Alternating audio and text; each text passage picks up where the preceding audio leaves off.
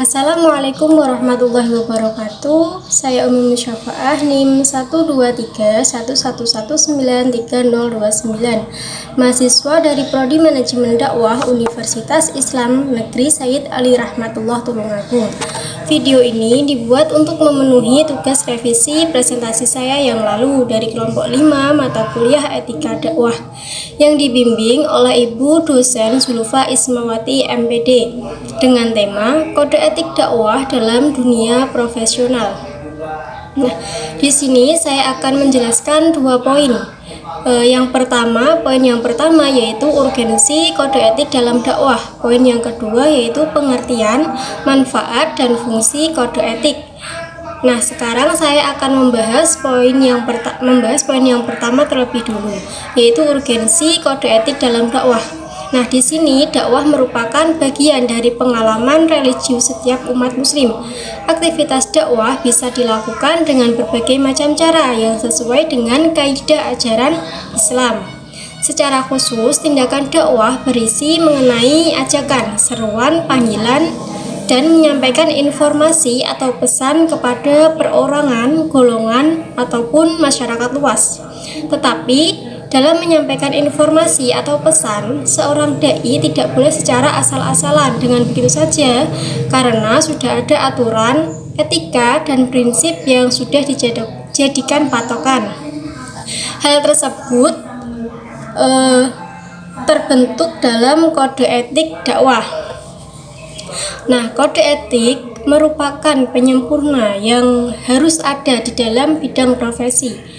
Rasanya tidak lengkap apabila suatu pekerjaan dikatakan sebagai profesi jika tidak mempunyai kode etik, karena kode etik sendiri sebagai rambu-rambu yang mengaturnya.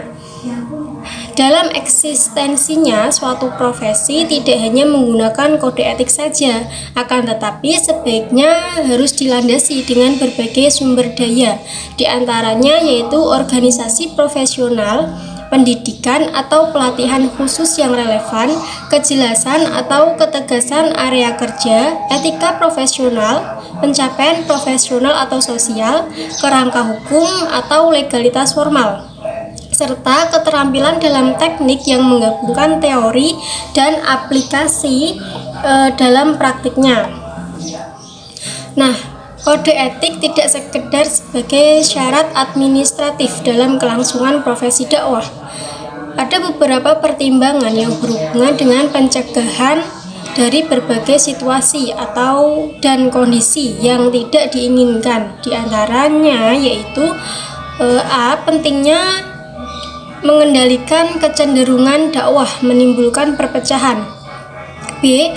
Fakta masyarakat yang majemuk membutuhkan pendekatan dakwah yang sesuai dengan adanya eksistensi tipe mad'u. Yang C. Pentingnya metode dakwah yang efektif. Yang D.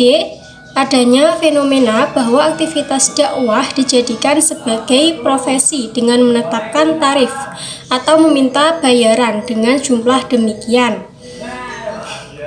Nah, selanjutnya beranjak ke poin yang kedua, yaitu pengertian, manfaat, dan fungsi kode etik. Yang pertama yaitu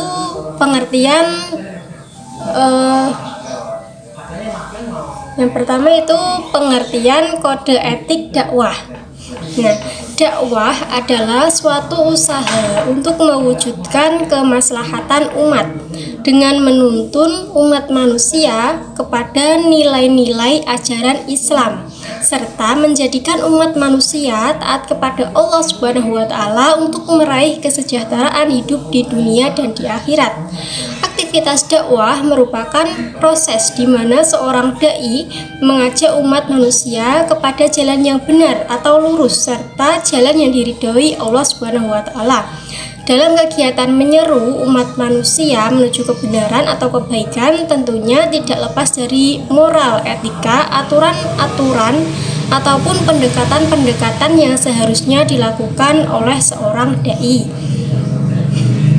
Dengan demikian, Para dai tidak diperintahkan dalam menyampaikan dakwah atau menyampaikan ajaran Islam secara asal-asalan, tetapi harus mengikuti kode etik yang telah ditetapkan supaya untuk menjaga dan mempertahankan kemurnian dakwah itu sendiri, maka sangat dibutuhkan adanya kode etik.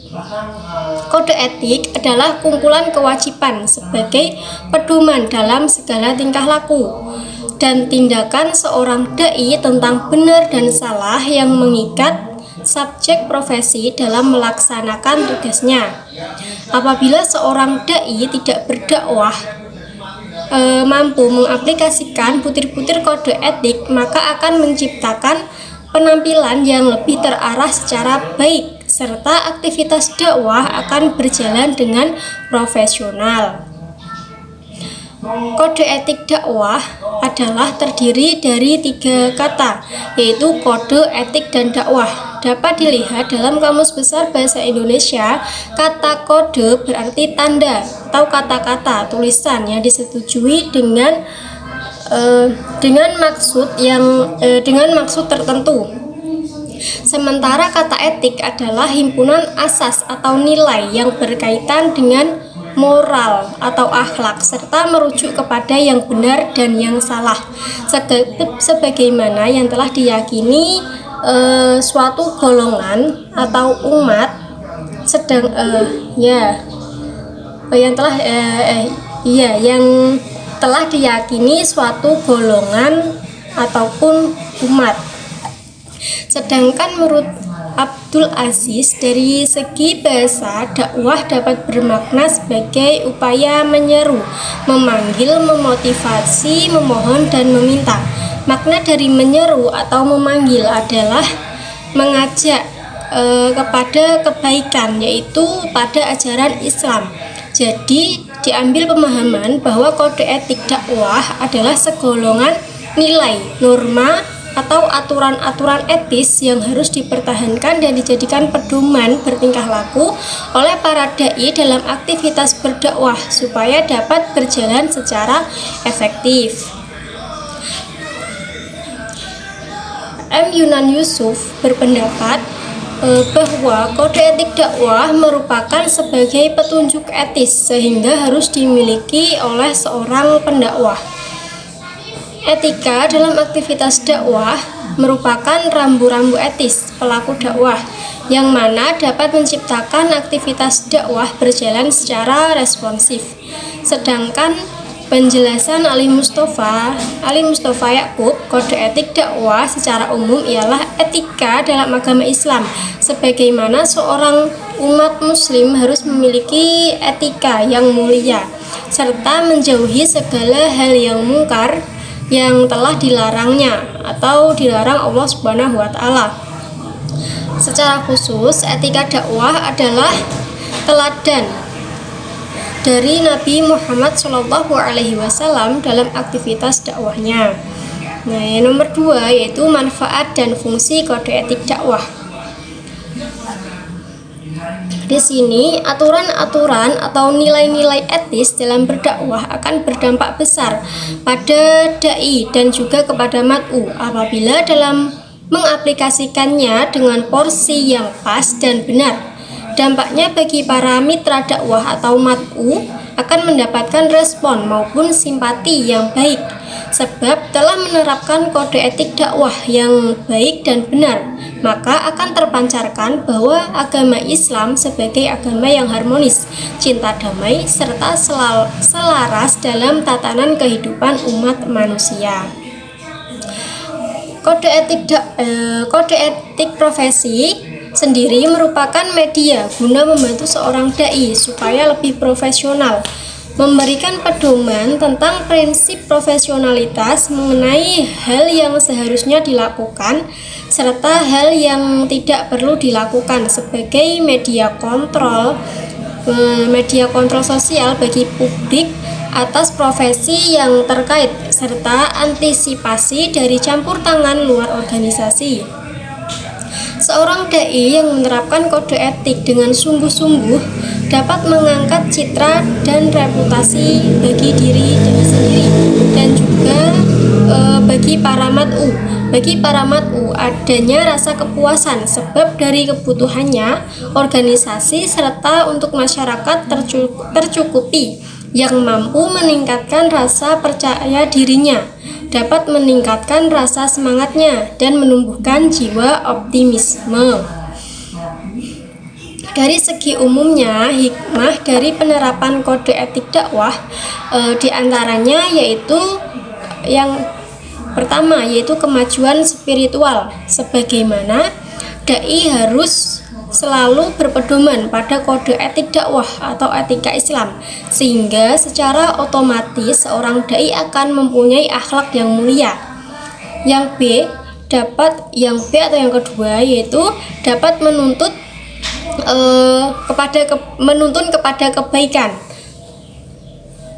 Kode etik dakwah tidak menuntun atau membawa juru dakwah kepada kebaikan, tetapi juga mampu mendorong serta memotivasi dalam membangun kehidupan dengan menciptakan kebajikan, kemanfaatan untuk seorang dai dan seluruh khalayak. Yang ketiga atau yang ke-C, dapat menciptakan kesempurnaan iman, di mana iman yang sempurna akan menjadikan kesempurnaan jiwa. Selanjutnya yang keempat atau yang D, dapat mewujudkan kedamaian antar agama guna membina keharmonisan secara ekstern serta intern pada diri seorang dai. Nah, sekian dari video saya kali ini. Apabila ada kurangnya dari ucapan maupun tindakan saya mohon maaf. Semoga video ini dapat bermanfaat bagi kita semua. Wassalamualaikum warahmatullahi wabarakatuh.